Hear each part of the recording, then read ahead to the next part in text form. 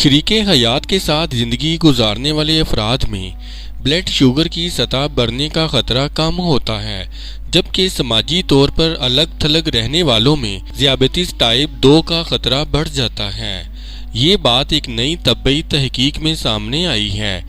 Ottawa university की तहकीक में बताया गया है कि शरीके हयात के साथ ज़िंदगी गुजारने से दरमियानी उम्र से बुढ़ापे तक बालग अफराद को समाजी मावनत मिलती है, चाहे जोरों का बाहमी तल्लुक अच्छा हो या खराब। मुहक्किकीन ने बताया है कि तलाक या किसी भी वजह से शरीके हयात से अलग होकर तनहा रह जाने वाले अफराद में तबई खतरात बढ़ जाते हैं।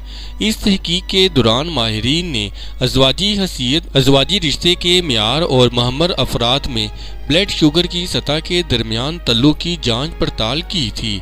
इस मकसद के लिए 50 से 79 साल की उम्र के ऐसे 3335 अफराद के डाटा को इस्तेमाल किया गया, जिनमें से 2004 से 2013 के दरमियान ज़ियाबतीस की तशखीस नहीं हुई थी। इन अफराद के खून के नमूनों के जरिए ब्लड ग्लूकोज की सतह को देखा गया और इनके ज़वाजी तल्लुक की तफसीलात हासिल की गई। तहकीक में तमाम तर अनासर को मद्देनजर रखने पर दरियाफ्त हुआ कि जब शरीके हयात से रिश्ते में तब्दीली आती है, जैसे तलाक हो जाती है, तो ब्लड शुगर की सतह में नुमायां तब्दीली आती है, जिससे ज़ियाबतीस का इम्कान बढ़ जाता है।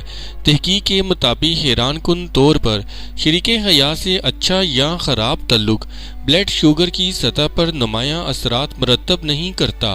मुहक्किकीन के मुताबिक ये मुशाहदाती तहकीक थी, तो वो शरीके हयात के साथ और ज़ियाबतीस के ख़तरे में कमी की वजह से दरियाफ्त नहीं कर सके। इस तहकीक के नताइज ब्रिटिश मेडिकल जर्नल में शाया हुए हैं।